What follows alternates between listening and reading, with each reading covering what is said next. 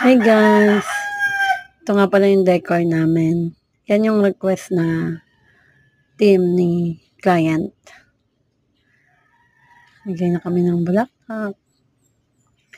Ay, sa mga oras na yan ay madaling araw nga pala namin sila ginawa dahil dalawa yung decor namin. Kailangan namin matapos agad ngayong hello! Magandang araw! Yan, ito nga pala kami nagde-decor.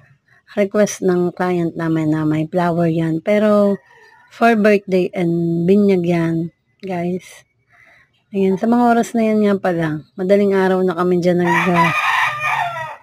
nagde-decor kasi maaga yung event nila bukas. Kailangan matapos namin ngayong gabi yung decor namin na yan. Hello! Magandang araw! Yan, ito nga pala kami nagde-decor. Request ng client namin na may flower yan. Pero, for birthday and binyag yan, guys. Ayan, sa mga oras na yan nga pala, madaling araw na kami dyan